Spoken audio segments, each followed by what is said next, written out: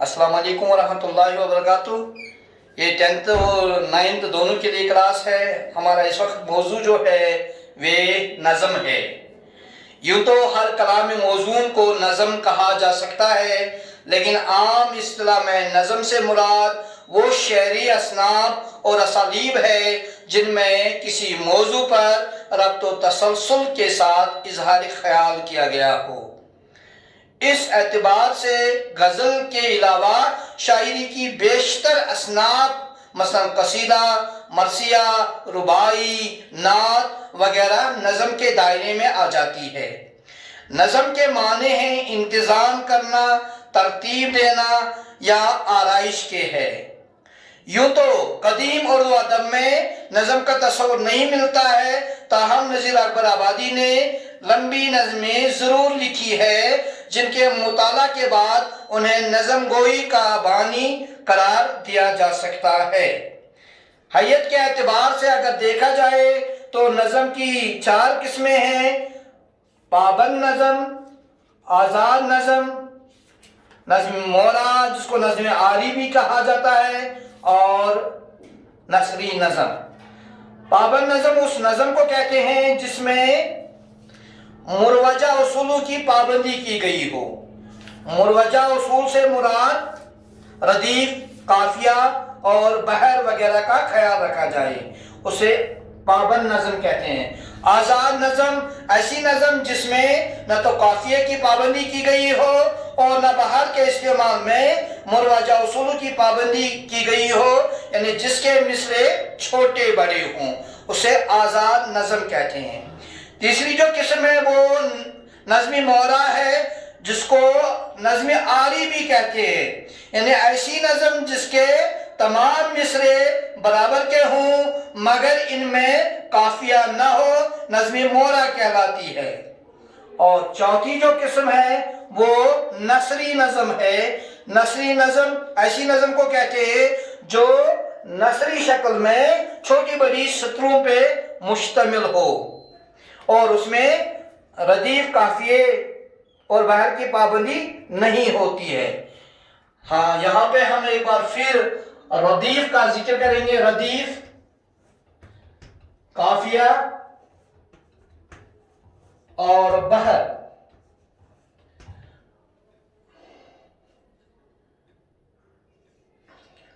इल्म उरूज से मुराद शेर व शायरी है। इल्म उरूज में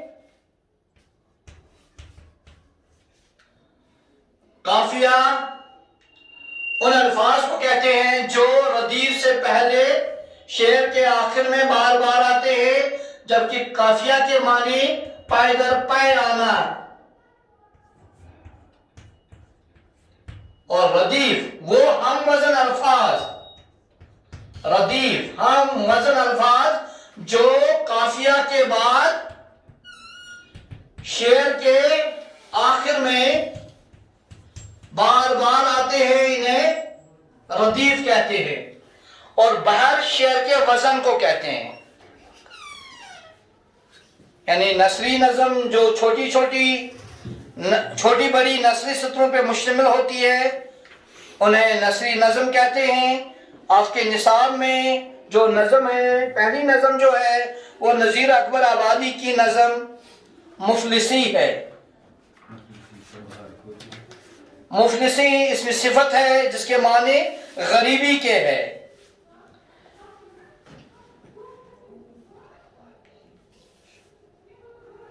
खुदा से दुआ है कि किसी भी इंसान की मौत जो है वो गुर्बत में ना आए, मुसाफिरत की आलम में ना आए।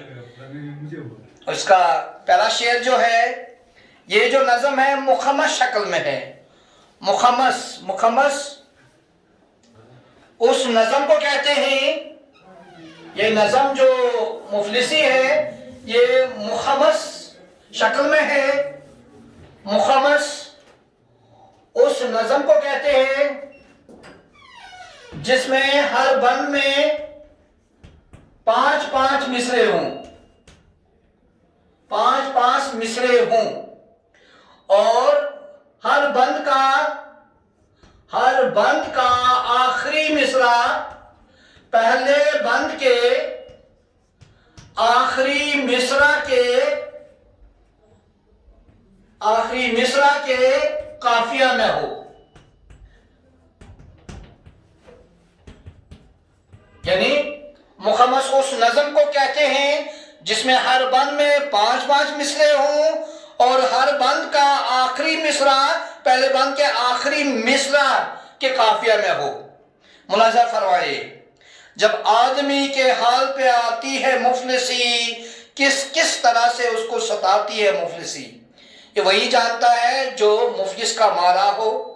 یعنی یہاں پہ نذیر اکبر آبادی فرماتے ہیں کہ جب آدمی کے حال پر، حال احوال اس کا جمع ہے اور حالات اس کا جمع الجمع ہے، یعنی جب کوئی بھی انسان مفلسی میں گرفتار ہو جاتا ہے، غریبی میں گرفتار ہو جاتا ہے، اور یہ غریبی جو ہے انسان کو طرح طرح سے ستاتی ہے، مختلف طریقوں سے ستاتی ہے۔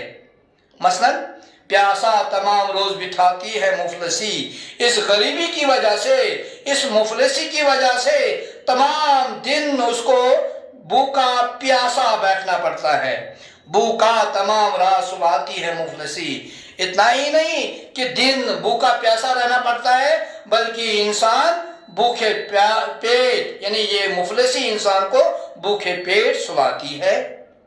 یہ دکھ وہ جانے جس پہ کہ آتی ہے مفلسی، اور اس کا درد، اس کا رنج وہی جان سکتا ہے جس پر یہ ستم ڈھا جاتا ہے، یعنی جو مفلسی کا مارا ہوتا ہے۔ مفلس کی کچھ نظر نہیں رہتی ہے آن پر۔ آن کے 2 معنی ہیں، آن شان شوکت کو بھی کہتے ہیں، اور آن اگلے شعر میں آپ دیکھیں گے آن لمحہ کو کہتے ہیں، گھڑی کو کہتے ہیں، وقت کو کہتے ہیں۔ یہاں پہ پہلے مصرع میں مفلس کی کچھ نظر نہیں رہتی ہے آن پر، یعنی ایک غریب جو ہوتا ہے، مفلس کا مارا انسان جو ہوتا ہے، اسے آن بان شان شوکت کی کوئی پرواہ نہیں رہتی، اس کی نظر اس پہ نہیں رہتی، دیتا ہے اپنی جان وہ ایک ایک نان پر، نان روٹی کو کہتے ہیں، ایک ایک روٹی کے لقمے کے لیے وہ اپنی جان تک دے دیتا ہے۔ ہر آن ٹوٹ پڑتا ہے روٹی کے خوان پر، خوان دسترخوان کو کہتے ہیں، تھال کو کہتے ہیں، یعنی وہ ہر گھڑی، وہ ہر لمحہ ایک روٹی کے لیے دسترخوان پہ ٹوٹ پڑتا ہے۔ کیسے ٹوٹ پڑتا ہے؟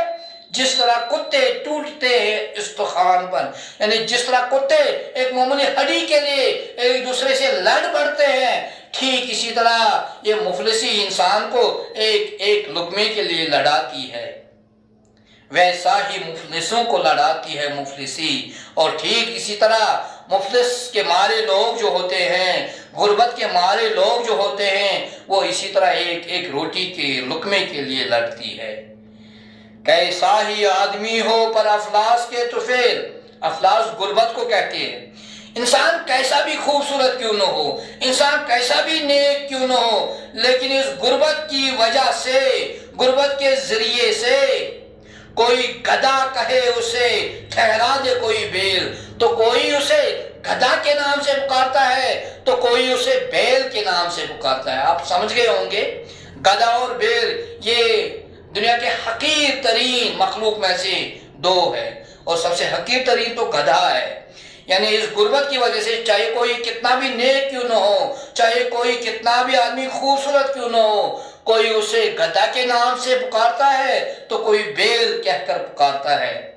کپڑے پھٹے تمام، بڑے بال پھیل، اور اس کی حالت غربت کی وجہ سے کیا ہوتی ہے؟ جگہ جگہ پہ اس کے کپڑے پھٹے ہوتے ہیں، اور پیسہ جب جیب میں نہیں ہوتے ہیں تو بال بھی لمبے بڑے ہوتے ہیں لیکن بکھرے ہوتے ہیں، کچھ ڈھنگ کے نہیں ہوتے ہیں، منہ خشک، دانت زرد، بدن پہ جمع ہے میل۔ خود اندازہ کیجئے، جب کھانے کے لیے روٹی نہ ہو تو دانت صاف کرنے کے لیے وہ پیسٹ کہاں سے لائے گا؟